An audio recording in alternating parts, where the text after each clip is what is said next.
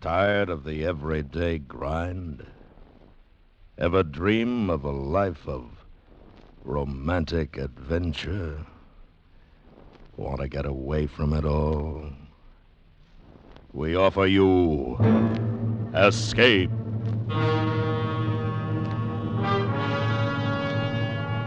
Escape, designed to free you from the four walls of today for a half hour of high adventure.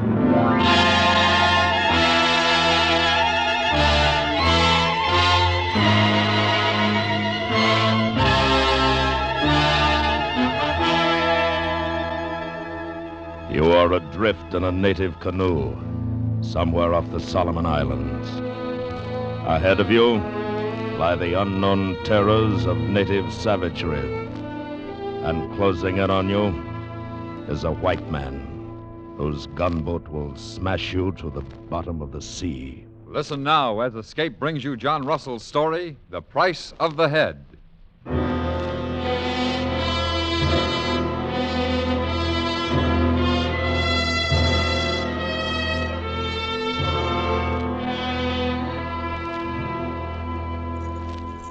The possessions of Mr. Christopher Pellet were these: a bad name in the islands, a suit of ducks in which he lived and slept, a continuous thirst for liquor, and a set of fine red whiskers. And strangely enough, he had a friend, Karaki. Now no man can gain friendship except by virtue of some decent quality attaching to him, and Pellet had none. How then explain the loving devotion lavished upon that drunken brute by the gentle native? This was the mystery at Fufuti. But mystery or no, Pellet himself became unendurable to the decent, peaceable folk of the town.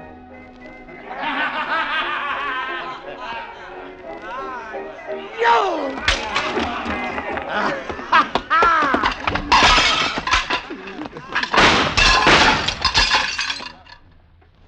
Next shot's gonna kill you, Pellet.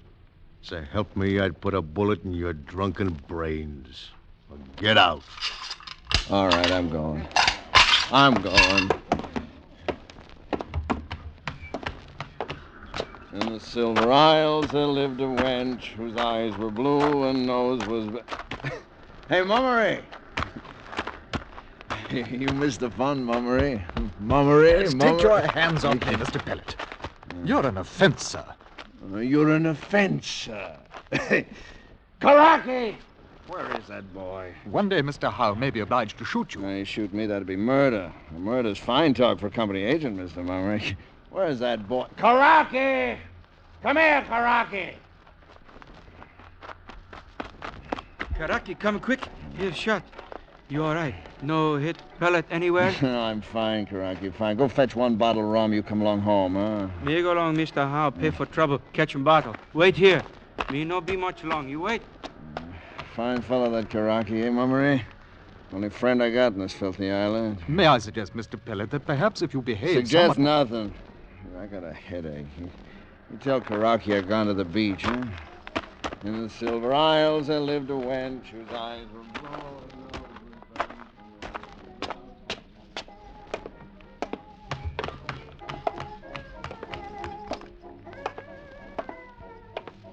All right, Karaki. He'll pay for this mess, but next time he blows off, I'll put a bullet in his leg. No, Mr. Howe. No shoot. Karaki all time. Pay good. Well, Mr. Mummery, beat it, Karaki. I'd like a chat with you, Mr. Howe. Right with you, sir. Boy, Jack, give Karaki a bottle of rum and get this mess cleaned up. Yes, sir, Mr. Howe. Come into the office, Mr. Mummery. We're more cozy there.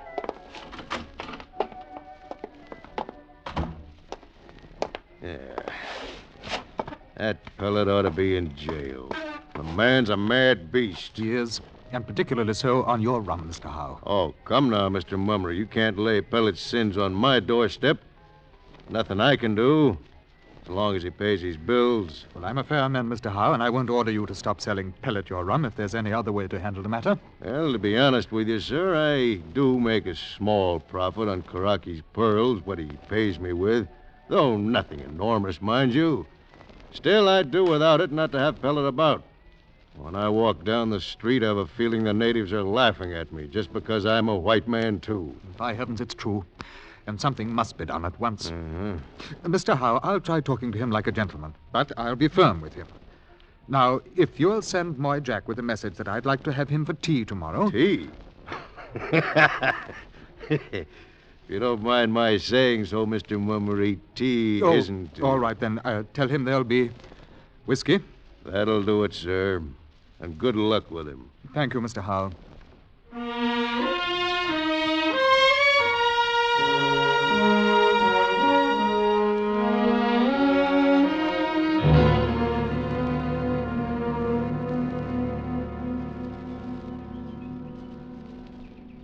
Tagara? Tagara, whiskey for Mr. Pellet, girl.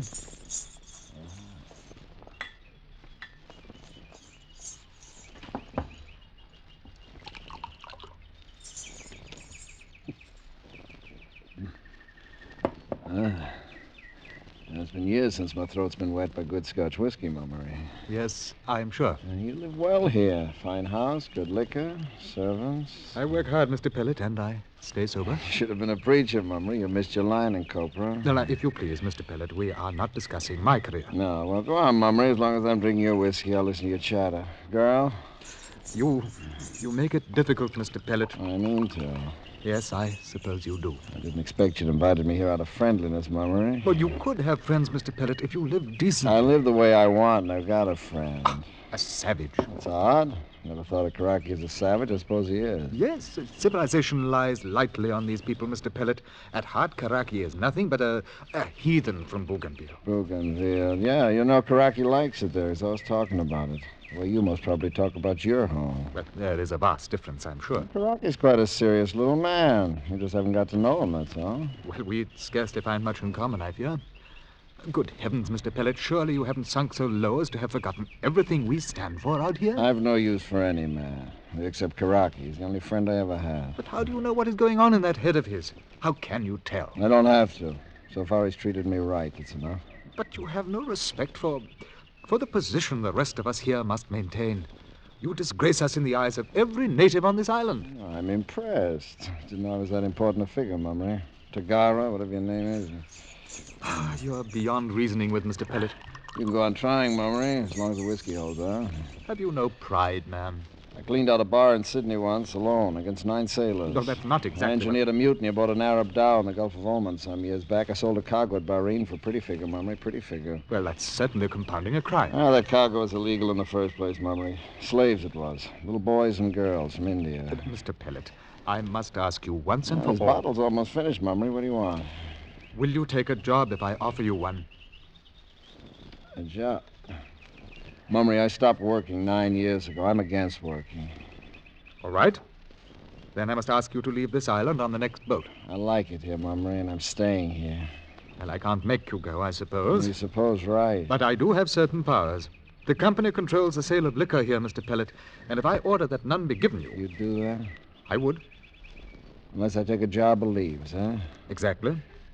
Well, I'm not working and I'm not leaving, Mummery. Then you won't be boozing either, Mr. Pellet. Give me the rest of that bottle, girl. I've earned it. Good day, Mr. Pellet.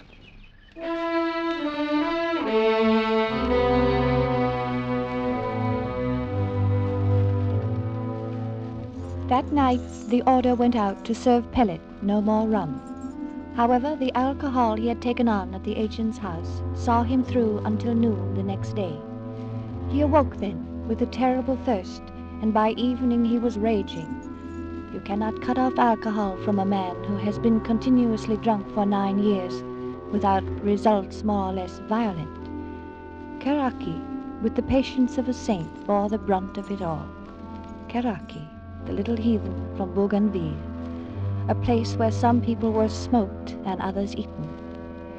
It took 2 days of awful torture to break Pellet's spirit, and on the morning of the 3rd, the man was shattered. Feel much better today, no? No, Karaki, it gets worse. Karaki pulled him boss from ocean last night. You want him fight big fella shark. Drink blood, you It say. was out of my head, clean out of my head. 2-3 week You'll be fine once more, my word. I can't wait 2-3 weeks. I gotta have a drink, Karaki. I'd die if I don't get a drink. Wait a few days. All fine. You don't understand, Karaki. I can't make it. Go tell Mumry I can't make it. Tell him I'll leave on the next ship. No, can't leave. We plenty much all the time good friend, Karaki and Pellet. Yeah, I know, but I'm no good dead, Karaki. You go tell him now. No, can't leave. Wait. You tell him or I'll tell him, Karaki, but I'll have a bottle if I have to kill to get it. Not now. Sleep a long couple hour. Then go, maybe. No, now. All right, I'll go myself. No, please. Karaki, let go of me. Go or I'll smash you. I'll have my rum and no man will stop me. No, can't leave. Not now.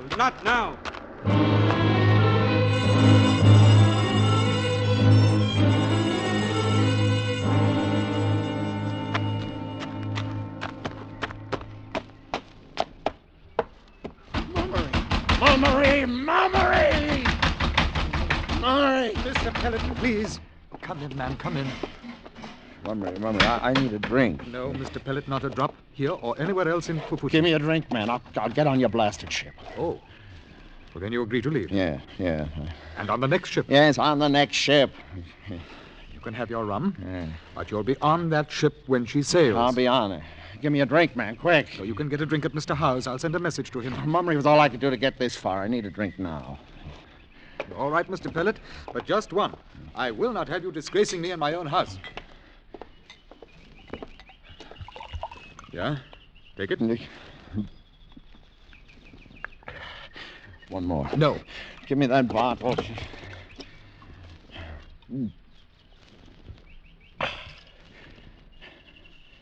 Now, Mumry, if you come to Michael Howe's with me, I'll buy you a drink. No, thank you, Mr. Pellet. I'd rather not be seen in your company. Write a note to Howe. Tell him to sell me rum. I'll take it with me. Do you have to get drunk now, Mr. Pellet? Now. You back out of this and I'll kill you, Mumry. Now. All right, Mr. Pellet. But it will be a happy day for all of us when you're aboard that ship. I'll find me another island, Mumry. Maybe you'll be transferred there one day. God forbid. I'll write you your note, and I want to see no more of you till the day you leave. That's good enough for me. You're dull company, Mumry. At least I'm a gentleman, Mr. Pellet. And I have enough respect for myself not to become a walking insult to me and my race. The note, Mumry, the note. You can come to Howe's and preach to me. I don't mind it there. Hurry, man. Hurry.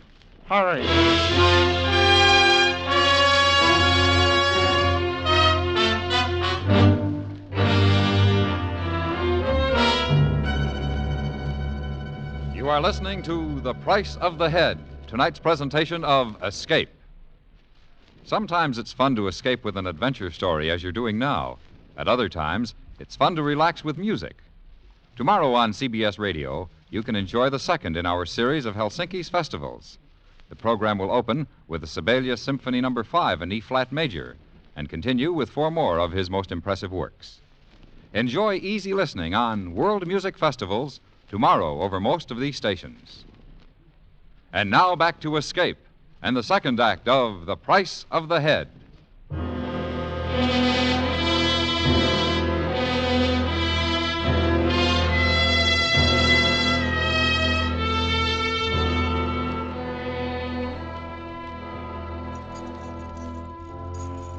In the days that followed, Pellet became a sodden lump of flesh preserved in alcohol. He did not smile, nor dance, nor exhibit any of the amiable eccentricities that sometimes recommend the drunken to a certain toleration. He was a brute, and he behaved like a brute. But all the time, waiting for the day the ship would arrive, Karaki remained true and showered more devotion than ever upon his friend. He spent his evenings outside Michael Howe's bar, patiently waiting for Pellet to get drunk enough to take along home. Night after night, Karaki waited, while the white man stood roaring inside. Boy, Jack, bring me another bottle. Please, Mr. Pellet, close up now. You plenty too much drunk already. Don't tell me when to drink. I'll go get that bottle. Jump. All right, Mr. Pellet, all right. I get bottle. I fix you bottle. And hurry it up, you bald clown. Who told you to open it? Next time I'll open the bottle. Makes you want a broken head, Moy Jack. Where's Howe? Mr. Howe gone home. Pretty good rum, yes, Mr. Pellet? It stinks. So do you. So does everyone on this bloody island. No like rum? Here's what I think of your rum. Now come here, Moy Jack, because I'm going to crack your head. I'm going to crack your head.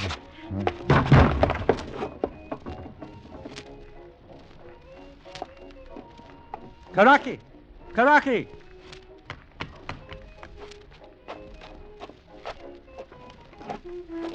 Take him along home now, Karaki.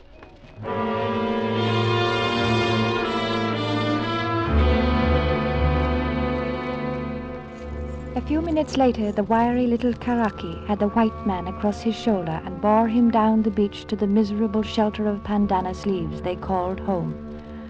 There he eased Pellet to a mat, bathed him with cool water, and carefully brushed the dirt from his bright red hair and whiskers. Then he sat by with a fan and kept the mosquitoes from the drunkard's bloated face. He sat there all night while Pellet slept. It was midday before Pellet awoke and groaned his way out of a painful fog of alcohol. Rum, Crocky, rum. Coconut more better. Here. Drink milk. Feel fine soon. You'll find sooner if I had some rum, Karaki. Haven't you got a bottle around here, son? No rum. You drink along too much rum last night. Too much Moy Jack rum. Huh? What do you mean, too much Moy Jack rum? Moy Jack put white powder in bottle. Make you sleep. White powder? So that's it. What a little rat. Moy Jack him all the time laugh. I'll tear his throat out. Be careful. Moy Jack him all the time carry knife. Cut face all up. A little wax man. I'll murder him. Come on, Karaki. You watch out for knife. Moy Jack him plenty fast. I'll kill him. Watch him fella close. Pellet no get face cut. I'll handle him, Karaki. Don't you worry. Half in anger and half in anticipation of the pleasure of beating a man, Pellet staggered down the beach toward Howe's bar. It was the noon hour of repose, and all Fufuti was asleep. Pellet reached the bar and found Moy Jack dozing peacefully among the bottles. He woke him with a savage kick. Get up, you dirty scum. Get up so I can bust holes in you. You hurt me, Mr. Pellet. Let go. Leave me a Mickey, will you? Not again, you won't.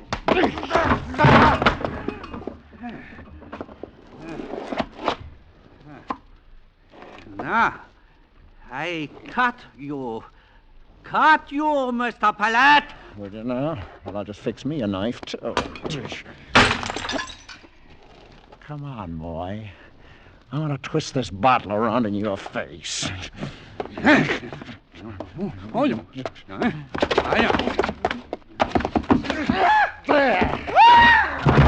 That'll learn you to fight with a red-headed man. That'll learn you.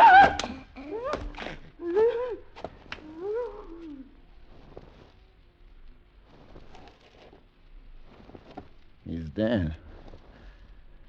I killed him. I killed him like I said, Karaki. Yes. Dead. Plenty trouble now. Police? Yeah. Come on, let's get out of here. Where we go, Karaki? We gotta hide someplace. You go long house on beach. Wait there. Me fix boat. Leave for Futi quick. What boat? You got no boat. Me find a boat. Me hide fella friend, Pellet. All right. I trust you, but hurry, man. Hurry.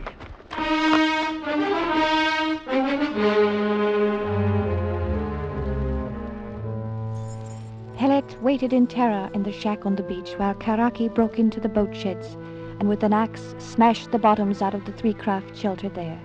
Then he opened the trade room and quickly gathered together a bundle of supplies, including a rifle and a box of cartridges. Next, he carried everything out onto the beach and loaded it into a stout outrigger canoe that belonged to Mr. Mummery. Finally, he fetched Pellet from the shack, and together they hurriedly launched the canoe in the lagoon. Karaki rigged the big mat sail and then paddled out into the breeze just beyond the harbor entrance. We made it, Karaki. We're safe. Yes. Hey, look, where are we headed for anyway? What island we go, Karaki? Bougainville. Buka. You crazy? That's 800 miles from here. All the same, we go along my home. 800 miles? We go. All fine. Always one bring you along my home. All right, Karaki. I don't know why you're doing it for me, but I'll see you through.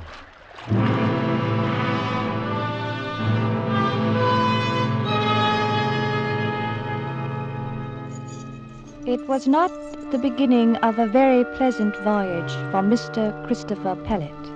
The fear of being captured and hanged was great enough, but added to it were the horrors brought on once more by the lack of alcohol. The first night he was too seasick to care, but by morning he was raving. Rum. Give me rum, you blasted heathen. No got him rum. You bloody fool, why didn't you pack in some rum? Need water. No need rum. Got plenty water. Curse you, Karaki, I don't drink water. Better you drink water. Well, I won't. Turn back. I'll take hanging to this. Turn back, I tell you. Soon catch him. One big fella wind. Blow straight to Bougainville. No. How could you find Bougainville anyway? No. We're going back, I tell you. Karaki easily tied the weakened white man hand and foot and continued to sail off into the open sea. Now and then he threw a dipper full of seawater over the white man and occasionally fed him with coconut milk. Karaki was an excellent nurse. He even combed Pellet's red hair and whiskers twice every day. By the time they reached the Santa Cruz region, Pellet's condition had improved and Karaki released him. They were now in an area peppered with tiny islets, and Karaki decided to land on the lee of one in order to replenish their water supply. He had dropped sail and was paddling slowly into the beach when suddenly, from out of nowhere, a cutter carrying 2 white men appeared behind them. Ahoy! Heave to!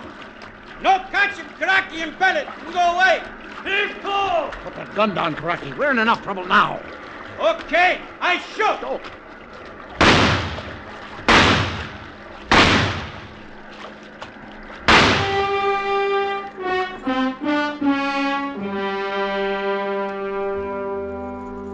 For some foolish reason, the 2 white men did not believe a native would dare resist them, and for their mistake, they were both killed. Karaki, however, wasted no time sailing back into the open sea without his precious water, and 29 days later, he was doling out the few remaining drops to Pellet, taking none for himself. His every gesture was one of sacrifice, that his white companion might survive. Finally, on the 36th day, they sighted Choiseul, and by noon they came ashore. There they stayed for a week, fattening themselves on the unlimited supply of coconut. So you think Bougainville is just under the horizon, eh, Karaki? Yes. Mighty good thing, too. You know, this is the limit of British authority, my boy. Big fella British master stop him here. No can go that side, eh? Yes. No can punish Karaki for anything he do Bougainville side. My word. No catch Pellet. Never. What makes you so sure of that? Me savvy. Well, all right, old chap. You got me this far. I trust you. You know, you're quite a fella, Karaki. Yes. Sure don't talk much, though. My heaven, maybe Mummery was right. I'd sure like to know what goes on under that topknot of yours, my boy. I'd like to tell you how grateful I am. Which I could show you. Listen, Karaki, me one big fella friend, long you, sabe? You one big fella friend, long me, sabe? We 2 big fella friend always. What? Yes, my word. Oh, Karaki, you kill me.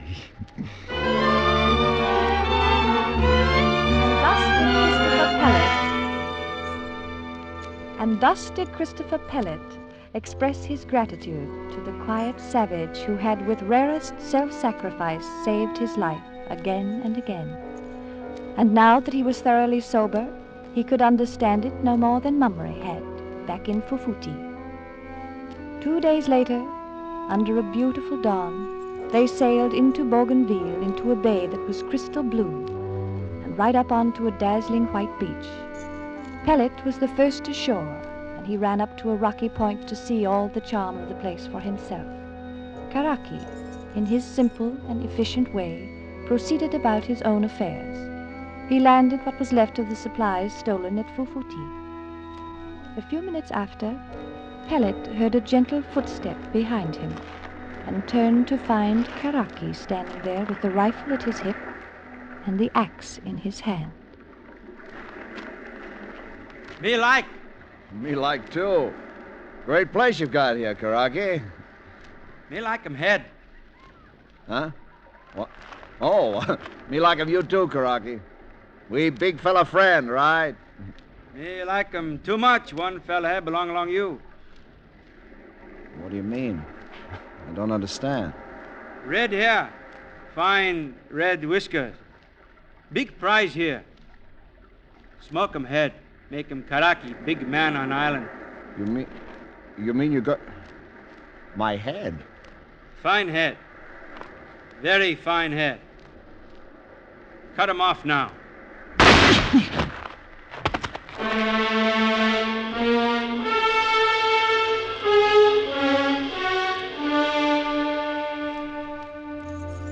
That was the way of it. That was all the mystery. In Karaki's country, a white man's head, well smoked, was indeed a prize. But that of Mr. Christopher Pellet, with his precious red whiskers, was a thing to be desired above the love of women. And the simple, patient, enduring Karaki had served hard to win it. And did it really matter to Pellet how or why he died, since his own race would have hanged him for murder anyway?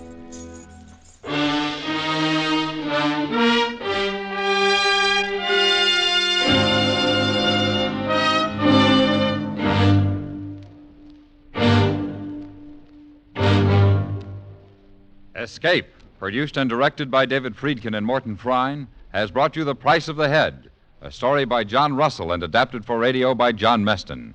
Featured in the cast were Mary Jane Croft, Hans Conried, Ben Wright, and Jack Crucian. Also heard were Clayton Post and Herb Butterfield. Your announcer, George Walsh. The special music for Escape is composed and conducted by Leith Stevens. Next week.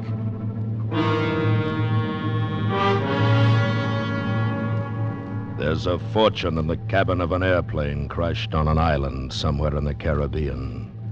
And only you know where it is. By your side, sailing the treacherous channels, a smiling killer with a knife, from whom there is no escape. So listen next week when Escape brings you E. Jack Newman's story, The Coward.